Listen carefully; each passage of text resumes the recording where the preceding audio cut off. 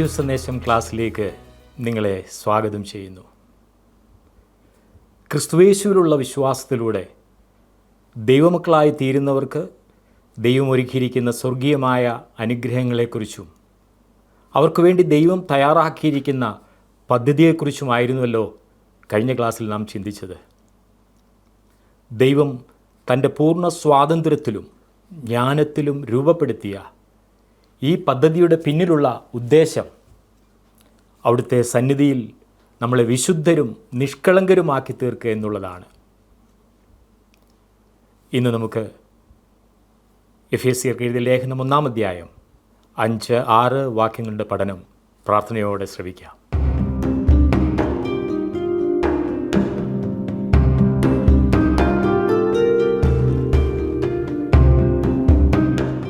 വിദേശത്ത് ജോലി ചെയ്യുന്ന എൻ്റെ ഒരു സുഹൃത്തിനെ ഞാൻ ഒരിക്കൽ സന്ദർശിക്കുമ്പോൾ അദ്ദേഹം നാട്ടിൽ പണിയുവാൻ പോകുന്ന തൻ്റെ വീടിനെക്കുറിച്ച് എന്നോട് പറഞ്ഞു.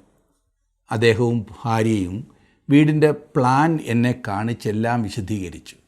ഓരോ മുറിയുടെ സ്ഥാനവും അതിൻ്റെ അകത്തെ വിവരണങ്ങളും ബാത്റൂമുകളും അടുക്കളയും അതിലെ ഉപകരണങ്ങളുടെ സ്ഥാനങ്ങളും അങ്ങനെ എല്ലാം അവർ പണിത് കഴിഞ്ഞ് വീട്ടിലിരുന്ന് സംസാരിക്കുന്നത് പോലെ ആ പ്ലാൻ വെച്ച് എന്നോട് സംസാരിച്ചു. കണ്ടിട്ടില്ലേ ബ്ലൂ പ്രിൻ്റ്, ഈ വീടിൻ്റെ പ്ലാൻ ഉണ്ടാക്കുന്നത്? ഇതുപോലെ അവർ എന്നോടൊന്ന് സംസാരിച്ചു.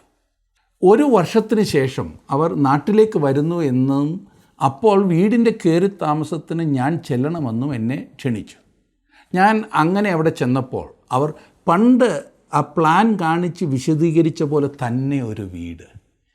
പണിക്ക് മുൻപ് എന്നോട് വിശദീകരിക്കുവാൻ അവർക്ക് അലൗകികമായ അറിവൊന്നും ഉണ്ടായിരുന്നോ? അവർക്കങ്ങനെ രൂപകൽപ്പന ചെയ്യുവാൻ അവർക്ക് അവകാശമുണ്ടായിരുന്നു. ആർക്കും അവരെ ചോദ്യം ചെയ്യാൻ സാധിക്കില്ല. ദൈവമാകുന്നു തൻ്റെ സഭ പ്ലാൻ ചെയ്തത്. അതിന് അവൻ ആരുടെയും ആലോചന ചോദിക്കുന്നില്ല, അത് ആവശ്യവുമില്ല. ഈ കാണുന്നതെല്ലാം അവിടുത്തേതാണ്. ഈ വിഷയമായിരുന്നു എഫേസ്യ ലേഖനം 1-ാം അധ്യായത്തിൻ്റെ 4-ാം വാക്യത്തിൽ നിന്നും നാം ചിന്തിച്ചു കൊണ്ടിരുന്നത്. 4-ാം വാക്യത്തിൽ നാം വായിക്കുന്നത്, നാം തൻ്റെ സന്നിധിയിൽ വിശുദ്ധരും നിഷ്കളങ്കരുമാകേണ്ടതിന് അവൻ ലോകസ്ഥാപനത്തിനു മുമ്പേ നമ്മെ അവനിൽ തിരഞ്ഞെടുത്തു. തിരഞ്ഞെടുപ്പിൻ്റെ ഉപദേശം ദൈവികമായ ഒരു വെളിപ്പാടാണ്, അല്ലാതെ മാനുഷികമായ ഊഹാപോഹമല്ല. വേദപണ്ഡിതന്മാരാരും കണ്ടുപിടിച്ചതുമല്ല. ഇത് വചനാധിഷ്ഠിത ഉപദേശമാണ്. അതുകൊണ്ട് തന്നെ ബൈബിളിൽ വിശ്വസിക്കുന്ന ആർക്കും ഇത് നിഷേധിക്കുവാൻ സാധ്യമല്ല. വിശുദ്ധിക്ക് വേണ്ടിയുള്ളൊരു പ്രചോദനമാണ് ഈ തെരഞ്ഞെടുപ്പിൻ്റെ ഉപദേശം, അല്ലാതെ പാപം ചെയ്യുവാനുള്ള ഉപാധിയല്ല. ഈ ഉപദേശം ശാശ്വതമായ ഒരു സുരക്ഷിതത്വം നമുക്ക് ഉറപ്പാക്കി തരുന്നു. എന്ന് പറഞ്ഞാൽ ഒരിക്കൽ രക്ഷിക്കപ്പെട്ടാൽ ആ രക്ഷ നിത്യമാണ് എന്നുള്ളത്. ഇത് പലരും അംഗീകരിക്കുന്നില്ല, അവർക്കത് ബുദ്ധിമുട്ടാണ്.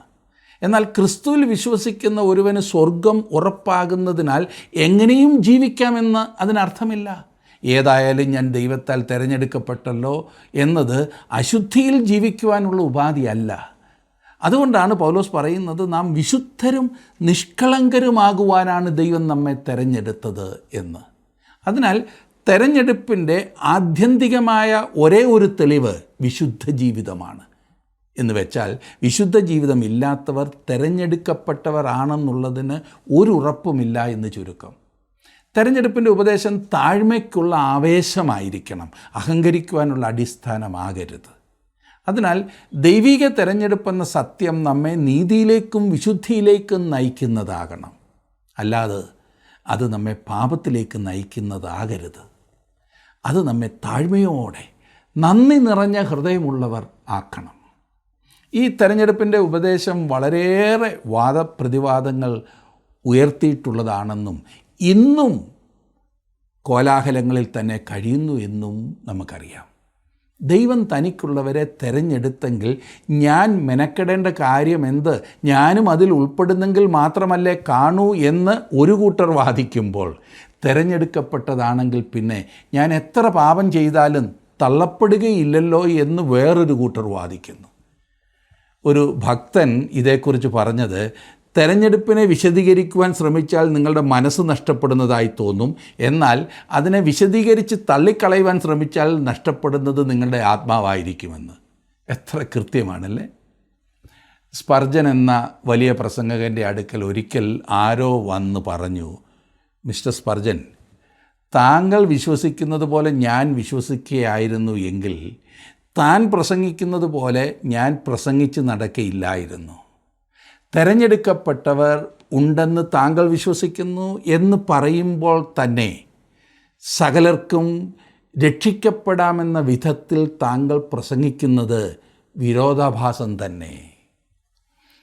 അതിന് സ്പർജൻ്റെ മറുപടി, തെരഞ്ഞെടുത്തവരുടെ എല്ലാം പുറത്ത് ദൈവം ഓരോ മഞ്ഞ വര കൊടുത്തിട്ടുണ്ട് എന്നതായിരുന്നു അടയാളമെങ്കിൽ ഞാൻ ഈ തെരുവിലൂടെ നടന്ന് പുറത്ത് മഞ്ഞവരയുള്ളവരെ കണ്ടുപിടിച്ച് അവരോട് മാത്രം സുവിശേഷം പ്രസംഗിക്കുമായിരുന്നു. എന്നാൽ ദൈവം അങ്ങനെ ചെയ്തിട്ടില്ല. സകല സൃഷ്ടിയോടും സുവിശേഷം പ്രസംഗിക്കുവാനാണ് ദൈവം എന്നോട് പറഞ്ഞിരിക്കുന്നത്. അങ്ങനെ കടന്നു വരുന്ന ഏവരും രക്ഷിക്കപ്പെടും. അതത്രേ നമ്മോടുള്ള നിർദ്ദേശം. ഇന്ന് നാം പ്രസംഗിക്കേണ്ട സുവിശേഷം നാം വ്യക്തമായി മനസ്സിലാക്കിയിരിക്കണം. ആരോ ഒരാൾ അതിനെ ഇപ്രകാരം വിവരിച്ചിട്ടുണ്ട്: സ്വർഗത്തിൻ്റെ വാതിലിൽ നമുക്ക് അഭിമുഖമായിട്ടുള്ള ആ വശത്ത് എഴുതിയിരിക്കുന്നത് വിശ്വസിക്കുന്ന ഏവനും പ്രവേശിക്കാവുന്നതാണ്. ഞാൻ വാതിലാകുന്നു, എന്നിലൂടെ ഏത് മനുഷ്യനും അകത്ത് കടന്ന് ജീവൻ കണ്ടെത്താമെന്നാണ്. ഇനിയും ആ വാതിലിലൂടെ ഒരിക്കൽ പ്രവേശിച്ച് കഴിയുമ്പോൾ നാം തിരിഞ്ഞു നോക്കും. അപ്പോൾ അകത്തെഴുതിയിരിക്കുന്നത് ലോകസ്ഥാപനത്തിനു മുൻപേ അവനിൽ തിരഞ്ഞെടുത്തു എന്ന്. വാതിലിൻ്റെ ആ വശം നാം ഇതുവരെ കണ്ടിട്ടില്ല പ്രിയമുള്ളവരെ. അതുകൊണ്ട് തൻ്റെ സഭ ദൈവം പ്ലാൻ ചെയ്യുമ്പോൾ അതെങ്ങനെ പ്ലാൻ ചെയ്യണമെന്നുള്ള അധികാരം അവനുണ്ട്. നമുക്കതിൽ പങ്കില്ല. അവിടുന്ന് ദൈവമാണ്. ദൈവം സഭയ്ക്ക് പദ്ധതിയിട്ടു. ഇത് അവൻ്റെ പ്രപഞ്ചമാണ്. സഭ അവൻ്റേതാണ്. എന്താണ് അവൻ്റെ പദ്ധതി? തൻ്റെ മുൻപിൽ നാം വിശുദ്ധരും നിഷ്കളങ്കരുമായിരിക്കുവാൻ ലോകസ്ഥാപനത്തിനു മുൻപേ തന്നെ അവൻ നമ്മെ സ്നേഹപൂർവം യേശുവിൽ തിരഞ്ഞെടുത്തു. തെരഞ്ഞെടുപ്പിനെ പോലെ തന്നെ പ്രധാനപ്പെട്ട വേറൊരു വിഷയമാണ് 5ഉം 6ഉം വാക്യങ്ങളിൽ കാണുന്നത്. ഞാൻ വായിക്കാം. എഫേസ്യ ലേഖനം 1-ാം അധ്യായത്തിൻ്റെ 5ഉം 6ഉം വാക്യങ്ങൾ. തിരുഹിതത്തിൻ്റെ പ്രസാദപ്രകാരം യേശുക്രിസ്തു മുഖാന്തരം നമ്മെ ദത്തെടുക്കേണ്ടതിന് അവൻ പ്രിയനായവനിൽ നമുക്ക് സൗജന്യമായി നൽകിയ തൻ്റെ കൃപാമഹത്വത്തിൻ്റെ പുകഴ്ചയ്ക്കായി സ്നേഹത്തിൽ നമ്മെ മുൻ നിയമിക്കുകയും ചെയ്തുവല്ലോ. വേറൊരു തർജ്ജമയിൽ 5-ാം വാക്യം ഇപ്രകാരമാണ്: തൻ്റെ തിരുമനസ്സനുസരിച്ച് യേശുക്രിസ്തുവിൽ തൻ്റെ മക്കളാകാൻ അവൻ നമ്മെ മുൻകൂട്ടി തിരഞ്ഞെടുത്തു. മുൻ നിയമിക്കുക അല്ലെങ്കിൽ മുൻകൂട്ടി തിരഞ്ഞെടുക്കുക എന്നുള്ള പ്രയോഗം പലർക്കും ഭയമുണ്ടാക്കുന്ന ഒന്നാണ്. എന്നാൽ തിരുവചനത്തിൽ നമുക്കുള്ളതിൽ വെച്ച് ഏറ്റവും മഹത്തായ ഒരു വാക്കാണ്, ഇതൊരു പ്രയോഗമാണ്. ഇന്ന് നാം വളരെ കേൾക്കാത്ത ഒന്ന് തന്നെയാണ് ഈ ഭാഗത്തുള്ളത്. വിശുദ്ധന്മാർക്ക് ലഭിക്കുവാൻ പോകുന്ന ഭൗതിക അനുഗ്രഹങ്ങളെക്കുറിച്ചും ആശ്വാസത്തെക്കുറിച്ചുമൊക്കെയാണ് ഇന്ന് പല സുവിശേഷ വിഹിത സഭകളിൽ പോലും പ്രധാന വിഷയമായി പ്രസംഗിക്കാറുള്ളത്. അത് വേണ്ട എന്നല്ല ഞാൻ പറഞ്ഞത്, മറിച്ച് ഇതായിരിക്കരുത് മുഖ്യ വിഷയം. നാം എല്ലാവരും സംസാരിക്കുന്നത് ആശ്വാസത്തെക്കുറിച്ച് തന്നെയാണ്. എന്നാൽ ഇവിടെ നമുക്കുള്ളത് ശക്തി കൂടിയ മരുന്നാണ്. ചിലർക്ക് ഇത് കഴിക്കുവാൻ മടിയാണ്. എന്നാൽ ഇത് കഴിക്കുന്നവർക്ക് ഇത് അധികം പ്രയോജനകരമായിരിക്കും. നാം ജീവിക്കുന്ന ഈ ശക്തിഹീനമായ കാലത്തിൽ നമുക്ക് ആവശ്യമായിരിക്കുന്നത് ശക്തി കൂടിയ മരുന്ന് തന്നെയാണ് സുഹൃത്തേ. ദൈവത്തിനു വേണ്ടി നിൽക്കുവാൻ നാം അവനിൽ തിരഞ്ഞെടുക്കപ്പെട്ടിട്ടുണ്ട് എന്ന് നാം അറിയേണ്ടിയിരിക്കുന്നു. അത് നമ്മുടെ ജീവിതത്തിൽ വലിയ വ്യതിയാനം ഉണ്ടാക്കും. നാം വെറും സ്വപ്നലോകത്തിലല്ല എന്ന് മറക്കരുത്. എഫേസ്യ ലേഖനത്തിൽ നാം ഗിരിമുകളിലൂടെയാണ് നടക്കുന്നത്. ഇപ്പോൾ നാം ദൈവം സഭയ്ക്ക് പദ്ധതിയിട്ട ഭൂതകാല നിത്യതയിലാണ്. അവൻ അത് എപ്രകാരം ചെയ്യണമെന്ന് അവന് ആലോചന കൊടുക്കുവാൻ അന്ന് നാം അവിടെ ഇല്ലായിരുന്നു. എന്നാൽ അവൻ അത് എങ്ങനെ ചെയ്തു എന്ന് അവൻ നമ്മോട് പറയുന്നു. ചുരുക്കത്തിൽ ദൈവം നമ്മോട് പറയുന്നത് നമുക്ക് അത് സ്വീകരിക്കുകയോ ത്യജിക്കുകയോ ചെയ്യാവുന്നതാണ്. ഒരുപക്ഷെ നമുക്കിത് ഇഷ്ടപ്പെട്ടു എന്ന് വരില്ല. പക്ഷേ അവന് ഇഷ്ടപ്പെട്ട വിധം താൻ എല്ലാം ചെയ്തു. ഈ പ്രപഞ്ചത്തെ നയിക്കുന്നത് താനാണെന്ന് ദൈവം പറയുന്നു. തൻ്റെ പദ്ധതി ഇതുവരെ ദൈവം യാതൊരു രാഷ്ട്രീയ പാർട്ടികൾക്കും നൽകിയിട്ടില്ല. ദൈവം അങ്ങനെ നൽകാഞ്ഞതിൽ നമുക്ക് ദൈവത്തെ സ്തുതിക്കാം. ഏതെങ്കിലും ഒരു വ്യക്തിക്കും അവൻ തൻ്റെ പദ്ധതി നൽകിയിട്ടില്ല.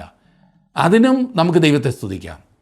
ക്രിസ്തുവിൻ്റെ ശരീരമായ സഭയ്ക്കുള്ള പദ്ധതി ക്രമീകരിക്കുമ്പോൾ ദൈവം നമുക്ക് വേണ്ടി 3 കാര്യങ്ങളാണ് ചെയ്തത്.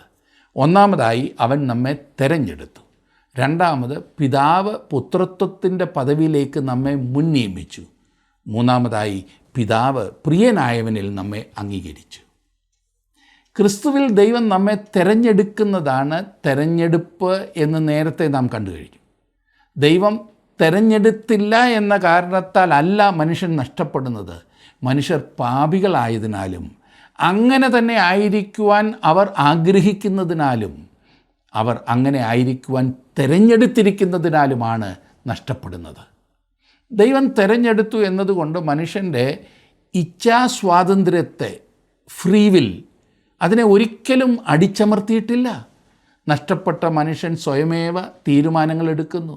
സ്വന്തമായി തീരുമാനങ്ങൾ എടുക്കുവാൻ സ്വാതന്ത്ര്യമില്ല എങ്കിൽ ദൈവത്തെ നീതിമാനെന്ന് എങ്ങനെ പറയുവാൻ കഴിയും?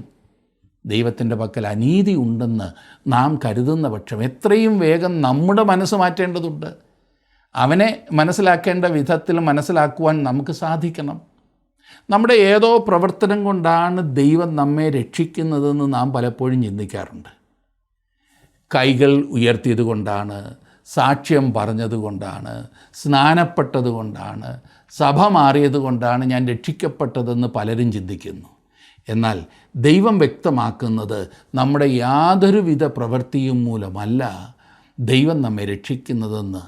താൻ തൻ്റെ കരുണ നീട്ടിത്തന്നതിനാലാണ് നാം രക്ഷിക്കപ്പെടുന്നത്. ഇത് ദൈവം നമ്മോട് പറഞ്ഞതാണ്. മോശയോടും ദൈവം അപ്രകാരം പറഞ്ഞിരുന്നു. വേണമായിരുന്നെങ്കിൽ മോശയ്ക്ക് ദൈവസന്നിധിയിൽ ചെന്ന് പറയാമായിരുന്നു, ദൈവമേ, ഞാൻ മോശയാകുന്നു, ഇസ്രായേൽ മക്കളെ മിസ്രയീമിൽ നിന്നും വിടുവിച്ച് നയിക്കുന്നവൻ ഞാനാണ്. ഞാനില്ല എങ്കിൽ നിനക്ക് നിൻ്റെ പദ്ധതി നടപ്പാക്കുവാൻ സാധ്യമല്ല. അതുകൊണ്ട് എൻ്റെ പ്രാർത്ഥന നീ കേൾക്കണം. എന്നാൽ മോശ ഇത്തരത്തിൽ ഒരിക്കൽ പോലും പ്രാർത്ഥിച്ചില്ല. ദൈവം പറഞ്ഞത്, എനിക്ക് കരുണ തോന്നുന്നവനോട് ഞാൻ കരുണ കാണിക്കുകയും എനിക്ക് കനിവ് തോന്നുന്നവനോട് ഞാൻ കനിവ് കാണിക്കുകയും ചെയ്യും. അവൻ മോശയോട് പറഞ്ഞത്, അവൻ മോശയുടെ പ്രാർത്ഥന കേൾക്കുവാനും ഉത്തരം നൽകുവാനും പോകുകയാകുന്നു എന്നത്രേ. അവൻ മോശയായതിനാലല്ല, പിന്നെയോ ഇച്ഛിക്കുന്നവനാലുമല്ല, ഓടുന്നവനാലുമല്ല, കരുണ തോന്നുന്ന ദൈവത്താൽ അത്രേ സകലവും സാധിക്കുന്നത്. റോമാലേഖനം 9-ാം അധ്യായത്തിൻ്റെ 16-ാം വാക്യം. നല്ലവർ ആയതിനാലായിരിക്കില്ല നാം ആരും സ്വർഗത്തിൽ പോകുന്നത്. നാം എല്ലാവരും നഷ്ടപ്പെട്ട പാപികളാണ്, സ്വർഗത്തിൽ പോകുകയില്ല. നമ്മുടെ ഏതെങ്കിലും പ്രവൃത്തികളോ മതപരമായ ആചാരങ്ങളോ അതിനുതകുന്നതല്ല. നാം സ്വർഗത്തിലായിരിക്കുന്നത് ദൈവത്തിൻ്റെ കരുണ ഒന്നുകൊണ്ട് മാത്രമാണ്. ഞാൻ ഒന്നുമല്ല എന്ന ചിന്തയോടെ ഒഴിഞ്ഞവരായി ദൈവസന്നിധിയിലേക്ക് കടന്നു വരുവാൻ നാം തയ്യാറാകാത്ത പക്ഷം രക്ഷ പ്രാപിക്കുവാൻ നമുക്ക് സാധ്യമല്ല. താൻ ആഗ്രഹിക്കുന്നത് പോലെ ദൈവം നമ്മെ ആക്കി തീർക്കട്ടെ. നഷ്ടപ്പെട്ട പാപികൾക്ക് മാത്രമാണ് ദൈവം തൻ്റെ കരുണ നീട്ടിക്കൊടുക്കുവാൻ ആഗ്രഹിക്കുന്നത്. ബൈബിളിലെ പല കാര്യങ്ങളും അംഗീകരിക്കുവാൻ നാം ബുദ്ധിമുട്ടുന്നു എന്നോ വിശ്വാസം വരുന്നില്ല എന്നോ അതൊക്കെ ബുദ്ധിപരമായ പ്രശ്നമാണ് നാം അനുഭവിക്കുന്നതെന്നോ പറയേണ്ടതില്ല. യോനായുടെ പുസ്തകമോ നോഹയുടെ കാലത്തെ വെള്ളപ്പൊക്കമോ കായീന് ഭാര്യയെ കിട്ടിയത് എവിടെ നിന്നോ എന്ന് ഇങ്ങനെയുള്ളതൊന്നുമല്ല നമ്മുടെ പ്രശ്നം. പ്രിയമുള്ളവരെ, നമ്മുടെ പ്രശ്നം നമ്മുടെ ജീവിതത്തിലെ പ്രശ്നങ്ങളെ തിരുവചനം ചൂണ്ടിക്കാണിച്ച് കുറ്റം വിധിക്കുന്നു എന്നുള്ളതാണല്ലേ. നമ്മുടെ തെറ്റുകൾ ന്യായീകരിക്കുന്ന പ്രവണത ഒരിക്കലും നമ്മെ ശരിയായ പാതയിൽ കൊണ്ടെത്തിക്കുകയില്ല. നമ്മുടെ ഹൃദയം ദൈവത്തിങ്കിലേക്ക് തിരിയുവാൻ മനസ്സാകുമ്പോൾ ദൈവം നമ്മെ രക്ഷിക്കും. അവൻ അപ്രകാരം അത് പ്ലാൻ ചെയ്തിരിക്കുന്നത് ഒരു ദിവസം സ്വർഗത്തിൽ നാം എത്തണം എന്നതുകൊണ്ടാണ്. അങ്ങനെ നാം അവിടെ എത്തുമ്പോൾ മാത്രം നാം മനസ്സിലാക്കും, അവനാണ് ഇതെല്ലാം ചെയ്തതെന്ന്. 6-ാം വാക്യത്തിൻ്റെ അവസാനം വായിക്കുന്നത്, സ്നേഹത്തിൽ നമ്മെ മുൻനിയമിക്കുകയും ചെയ്തുവല്ലോ എന്നത്രേ. മുൻനിയമിക്കുക എന്നതും സ്നേഹം എന്നതും ഒന്നിച്ചു വരുവാൻ സാധ്യത ഇല്ലെന്നാവാം ഒരുപക്ഷെ നിങ്ങൾ ചിന്തിക്കുന്നത്. എന്നാൽ ഇവിടെ അവ ഒരുമിച്ചാണ് കാണുന്നത്. ദൈവത്തിൻ്റെ സ്നേഹം ഈ വാക്യത്തിൽ ഉൾപ്പെട്ടിട്ടുണ്ട്. ഒരു വലിയ പങ്ക് ആളുകൾക്ക് ഭയാനകമായിട്ടുള്ള വാക്കാണ് ഈ മുൻനിയമിക്കൽ എന്നത്. മുൻകൂട്ടി അടയാളപ്പെടുത്തുക, ലക്ഷ്യം മുൻകൂട്ടി നിശ്ചയിക്കുക, വേർതിരിക്കുക എന്നൊക്കെയാണ് ഈ വാക്കിൻ്റെ മൂലഭാഷയിലെ അർത്ഥം. ദൈവവുമായുള്ള ബന്ധത്തിൽ ദൈവോദ്ദേശവുമായിട്ടാണ് മുൻനിയമിക്കൽ നമുക്ക് കാണുവാൻ കഴിയുന്നത്. അതും അവൻ തെരഞ്ഞെടുത്തവരിൽ മാത്രം. രക്ഷിക്കപ്പെടാത്തവരുമായുള്ള ബന്ധത്തിൽ മുൻനിയമിക്കൽ ഒരിക്കലും ഉപയോഗിച്ചിട്ടില്ല. ആരും നഷ്ടപ്പെടുവാൻ ദൈവം നിയമിച്ചിട്ടില്ല. നാം നഷ്ടപ്പെട്ടവരാണെങ്കിൽ ദൈവം നിർദ്ദേശിച്ച പ്രതിവിധിയെ നാം തള്ളിക്കളഞ്ഞതുകൊണ്ടാണ് അപ്രകാരം സംഭവിക്കുന്നത്. മരിച്ചുകൊണ്ടിരിക്കുന്ന മനുഷ്യന് സുഖമാകുവാൻ ഡോക്ടർ മരുന്ന് കൊടുക്കുന്നത് പോലെയാണ്. മരുന്ന് കഴിക്കുന്നെങ്കിൽ സുഖമാകും. എന്നാൽ ആ രോഗി ഡോക്ടറോട് പറയാണ്, എനിക്ക് ഡോക്ടറിൽ വിശ്വാസമില്ല, എനിക്ക് താങ്കൾ തരുന്ന മരുന്ന് വേണ്ട എന്ന് പറഞ്ഞാൽ അയാൾ മരിക്കും. തൻ്റെ റിപ്പോർട്ടിൽ ആ മനുഷ്യൻ ഏതെങ്കിലും പ്രത്യേക രോഗത്താലാണ് മരിച്ചതെന്ന് രേഖപ്പെടുത്തും. അത് ശരിയുമാണ്. എന്നാൽ അയാൾക്ക് സുഖമാകുവാൻ ഒരു മാർഗം ഉണ്ടായിരുന്നു. അയാൾ ആ മാർഗം ത്യജിച്ചതിനാലാണ് ഇപ്പോൾ മരിച്ചത്. ദൈവം ഒരു പ്രതിവിധി ഉണ്ടാക്കിയിരിക്കുന്നു. നഷ്ടപ്പെടുവാൻ ദൈവം ആരെയും മുൻനിയമിച്ചിട്ടില്ല. ഇവിടെയാണ് നമ്മുടെ ഇച്ഛാ സ്വാതന്ത്ര്യം അല്ലെങ്കിൽ ഫ്രീ വിൽ വരുന്നത്. നമ്മുടെ തിരഞ്ഞെടുപ്പ് നാം തന്നെ ഉറപ്പാക്കണം. രക്ഷിക്കപ്പെട്ടവരുമായുള്ള ബന്ധത്തിൽ മാത്രമേ മുൻനിയമിക്കൽ സൂചിപ്പിച്ചിട്ടുള്ളൂ. 100 ആടുകളെ കൊണ്ട് ദൈവം ആരംഭിച്ചാൽ 100നെയും കൊണ്ട് അവൻ തിരികെ വരും. റോമാലേഖനം 8-ാം അധ്യായത്തിൻ്റെ 28-ഉം 29-ഉം വാക്യങ്ങളിൽ നാം വായിക്കുന്നത് നമുക്കൊക്കെ സുപരിചിതമാണ്. എന്നാൽ ദൈവത്തെ സ്നേഹിക്കുന്നവർക്ക്, നിർണയപ്രകാരം വിളിക്കപ്പെട്ടവർക്ക് തന്നെ സകലവും നന്മയ്ക്കായി കൂടി വ്യാപരിക്കുന്നു എന്ന് നാം അറിയുന്നു. അവൻ മുന്നറിഞ്ഞവരെ തൻ്റെ പുത്രൻ അനേകം സഹോദരന്മാരിൽ ആദ്യജാതനാകേണ്ടതിന് അവൻ്റെ സ്വരൂപത്തോട് അനുരൂപരാകുവാൻ മുൻ നിയമിച്ചുമിരിക്കുന്നു. Doctor R.A. ടോറി എന്ന ഭക്തനായ പ്രസംഗകൻ പറയുമായിരുന്നു, ക്ഷീണിച്ച ഒരു ഹൃദയത്തിന് ആവശ്യമായ മനോഹരമായൊരു തലയിണയാകുന്നു റോമാലേഖനം 8-ാം അധ്യായം 28-29 വാക്യങ്ങൾ. നിർണയപ്രകാരം വിളിക്കപ്പെട്ടവർ അവൻ്റെ പുത്രൻ്റെ സ്വരൂപത്തോട് അനുരൂപരാകുവാൻ മുൻ നിയമിക്കപ്പെട്ടിരിക്കുന്നു. കണ്ടോ അത്? ഇതെങ്ങനെയാണ് നിവർത്തിച്ചിരിക്കുന്നതെന്ന് റോമാലേഖനത്തിൽ തുടർന്ന് പറയുന്നുണ്ട് 30-ാം വാക്യത്തിൽ. അവിടെ വായിക്കുന്നത്, മുൻ നിയമിച്ചവരെ വിളിച്ചും വിളിച്ചവരെ നീതീകരിച്ചും നീതീകരിച്ചവരെ തേജസ്കരിച്ചുമിരിക്കുന്നു. 100 ആടുകൾ സ്വന്തമായിട്ടുണ്ടായിരുന്ന ഒരു മനുഷ്യനെക്കുറിച്ച് യേശുക്രിസ്തു ഒരു ഉപമ പറഞ്ഞിട്ടുള്ളത് അറിയാമല്ലോ. അതിൽ ഒരു ചെറിയ ആട് നഷ്ടപ്പെട്ടു. രക്ഷിക്കപ്പെട്ട ശേഷം നമ്മിൽ പലരും കാണാമറയത്താകാറുണ്ട്. അതുകൊണ്ട് നമ്മുടെ രക്ഷ നഷ്ടപ്പെടുമെന്ന് അതിനർത്ഥമില്ല. അവനുമായുള്ള കൂട്ടായ്മയിൽ നിന്നും വെളിയിലാകും. രക്ഷ നഷ്ടപ്പെട്ടു എന്ന് തോന്നത്തക്കവണ്ണം ദൂരത്തിൽ പോകുന്ന ചിലരുണ്ട്. എന്നാൽ നഷ്ടപ്പെട്ട ആ ചെറിയ ആട് വളരെ ദൂരത്തിൽ പോയിരുന്നെങ്കിലും അത് ഒരാട് തന്നെ ആയിരുന്നു. നാം എല്ലാം ആടുകളെ പോലെ തെറ്റിപ്പോയിരുന്നു. അതാണ് നമ്മുടെ ഭാവം. അതിലേക്കാണ് നമ്മുടെ ചായ്വ്. ആ ദിശയിലേക്കാണ് നാം പോകുന്നത്. നാം ദൈവത്തെങ്കിലേക്ക് പോകുകയല്ല, പിന്നെയോ നാം ദൈവത്തിൽ നിന്നും അകന്നകന്നു പോകുകയാണ്. അതുകൊണ്ട് ആട്ടിടയൻ എന്താണ് ചെയ്യുന്നത്? നഷ്ടപ്പെട്ട ആടിനെ തേടി അവൻ വെളിയിലേക്ക് പോകുന്നു. മറ്റ് ഏതൊരു ഇടയനായിരുന്നു എങ്കിലും അതിനെ തേടിപ്പോകുമായിരുന്നില്ല. എന്നാൽ നമ്മുടെ ഇടയൻ അതിൽ നിന്നും വ്യത്യസ്തനാണ്. അവൻ ആടുകളെ എണ്ണുമ്പോൾ നഷ്ടപ്പെട്ടതിനെ തേടി പുറത്തു പോകും. അന്വേഷിച്ച് കണ്ടെത്തി അതിനെ തിരികെ കൊണ്ടുവരും. ഇതാണ് മുൻ നിയമിച്ചിരിക്കുന്നു എന്നതുകൊണ്ട് അർത്ഥമാക്കുന്നത്. വ്യക്തമാണല്ലോ? അത് ദൈവം നൽകുന്ന ഉറപ്പാണ്, ദൈവത്തിൻ്റെ ഗ്യാരണ്ടിയാണ്. യോഹന്നാൻ എഴുതിയ സുവിശേഷം 10-ാം അധ്യായത്തിൻ്റെ 27-28 വാക്യങ്ങളിൽ കാണുന്നത്, ഞാൻ അവയെ അറിയുകയും അവ എന്നെ അനുഗമിക്കുകയും ചെയ്യുന്നു. ഞാൻ അവയ്ക്ക് നിത്യജീവൻ കൊടുക്കുന്നു. അവ ഒരു നാളും നശിച്ചു പോകുകയില്ല. ആരും അവയെ എൻ്റെ കയ്യിൽ നിന്ന് പിടിച്ചു പറിക്കുകയുമില്ല. ആട് രക്ഷപ്പെടുന്നത് സ്വന്തം സാമർഥ്യം കൊണ്ടല്ല എന്ന കാര്യം എപ്പോഴും ഓർക്കണം. അവയിൽ ഒരു മിടുക്കുമില്ല ആടുകളിൽ. അവ സുരക്ഷിതരാണെങ്കിൽ അതിന് കാരണം അവയ്ക്ക് അനുഗ്രഹീതനായ ഒരു ഇടയൻ ഉണ്ടെന്നുള്ളതാണ്. നമ്മെ മുൻ നിയമിച്ചിരിക്കുന്നത് യേശുക്രിസ്തു മുഖാന്തരം അവൻ്റെ മക്കളായി ദത്തെടുത്തിരിക്കുകയാണ്. ദത്തെടുക്കുക എന്നതുകൊണ്ട് ഇവിടെ അർത്ഥമാക്കുന്നത്, ശ്രദ്ധിക്കണം, പൂർണ്ണ വളർച്ച പ്രാപിച്ച മക്കളുടെ സ്ഥാനത്തേക്ക് നമ്മളെ കൊണ്ടുവന്നു എന്നത്രേ. രണ്ട് പ്രധാനപ്പെട്ട കാര്യങ്ങളാണ് നാം ഇവിടെ കാണുന്നത്. പുത്രത്വത്തിലേക്ക് ദത്തെടുത്തു എന്ന് പറഞ്ഞാൽ വീണ്ടും ജനനമാണ്.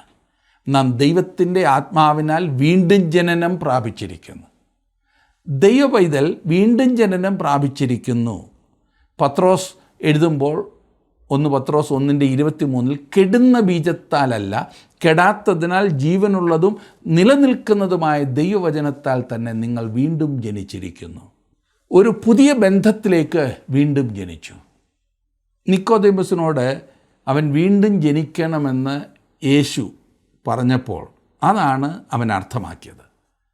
ദത്തെടുക്കുക എന്നാൽ ഒരു പദവിയിലേക്ക് അല്ലെങ്കിൽ വിശേഷ അധികാരത്തിൻ്റെ സ്ഥാനത്തേക്ക് ആക്കി വെക്കുക എന്നുകൂടി അർത്ഥമുണ്ട്. നാം രക്ഷിക്കപ്പെട്ടപ്പോൾ ഒരു ശിശു എന്ന പോലെ നാം ക്രിസ്തുവിൽ ദൈവ കുടുംബത്തിലേക്ക് ജനിക്കുകയായിരുന്നു. എന്നാൽ ദൈവം അതോടുകൂടി പ്രായപൂർത്തിയായ ഒരു പുത്രൻ്റെ പദവി നമുക്ക് നൽകുക കൂടെ ചെയ്തു. പിതാവ് നമുക്ക് തൻ്റെ പരിശുദ്ധാത്മാവിനെ തന്നതിനാൽ നാം പിതാവിൻ്റെ വചനം ഗ്രഹിക്കുവാൻ കഴിയുന്ന ഒരു സ്ഥാനത്താണ്. ഏറ്റവും മനോഹരമായ കാര്യം, നമുക്കിന്ന് ഒരു സ്വർഗീയ പിതാവുണ്ട് എന്നതാണ്. വളരെ നാളുകൾ നാം ശിശുക്കളായിരുന്നു, എന്നാൽ അവനെ മനസ്സിലാക്കുവാൻ കഴിയുന്ന ഒരു സ്ഥാനത്ത് അവൻ നമ്മെ ആക്കി എന്ന് അവൻ നമ്മോട് പറയും. ഇത് അനുഗ്രഹിക്കപ്പെട്ട അവസ്ഥയാണ്. ഇന്ന് ദൈവം നമ്മോട് ആശയവിനിമയം നടത്തുന്നു. കൊരിന്ത്യർക്ക് എഴുതിയ 1-ാം ലേഖനം 2-ാം അധ്യായത്തിൻ്റെ 12-ാം വാക്യത്തിൽ നിന്നും കാണുന്നത്, നാമോ ലോകത്തിൻ്റെ ആത്മാവിനെയല്ല, ദൈവം നമുക്ക് നൽകിയത് അറിവാനായി ദൈവത്തിൽ നിന്നുള്ള ആത്മാവിനെ അത്രേ പ്രാപിച്ചത്. എത്ര വലിയൊരു പദവിയാണ് ഒരു ദൈവ പൈതലിനുള്ളത്.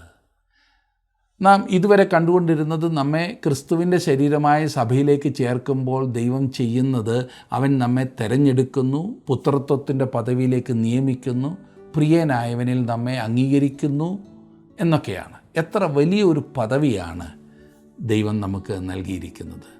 ഈ പദവിയിൽ താങ്കളായിത്തീർന്നിട്ടുണ്ടോ? അങ്ങനെ ഉറപ്പുണ്ടെങ്കിൽ അതിനനുസരിച്ചാണോ ജീവിക്കുന്നത്? ഒന്ന് ജീവിതത്തെ സ്വയപരിശോധന ചെയ്താട്ടെ. ദൈവം നിങ്ങളെ അനുഗ്രഹിക്കട്ടെ. എത്രയധികം ധൈര്യം പകരുന്ന വാക്കുകളാണ് ഇന്ന് നമ്മൾ കേൾക്കുവാൻ ഇടയായി തീർന്നത്. ഇന്നത്തെ ക്ലാസ് നിങ്ങൾക്ക് അനുഗ്രഹമായി തീർന്നുവെന്ന് വിശ്വസിക്കുന്നു. അതെ, നമ്മുടെ ഇച്ഛ കൊണ്ടോ നമ്മുടെ പ്രയത്നം കൊണ്ടോ അല്ല, ലോക സ്ഥാപനത്തിന് മുമ്പേയുള്ള ദൈവിക തിരഞ്ഞെടുപ്പിലാണ് നാം ദൈവമക്കളായി തീർന്നത്. അതുപോലെ ദൈവാനുരൂപമായി നമ്മിൽ നടക്കുന്ന വളർച്ച ഒരു യാദർശിക സംഭവമല്ല, പിന്നെയോ അത് ദൈവം താൻ മുൻനിയമിച്ചതാണ്. ദൈവം നമ്മിൽ ആരംഭിച്ച ദൈവിക പദ്ധതിയുടെ ഒരു ഭാഗമാണ്.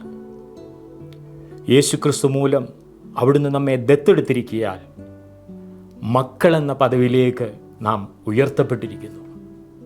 കാൺമീൻ, നാം ദൈവമക്കളെന്ന് വിളിക്കപ്പെടുവാൻ പിതാവ് നമുക്ക് എത്ര വലിയ സ്നേഹം നൽകിയിരിക്കുന്നു. അങ്ങനെ തന്നെ നാം ആകുന്നു. തുടർന്ന് നമുക്ക് പഠിക്കാം. ദൈവം നമ്മെ അനുഗ്രഹിക്കുമാറാകട്ടെ.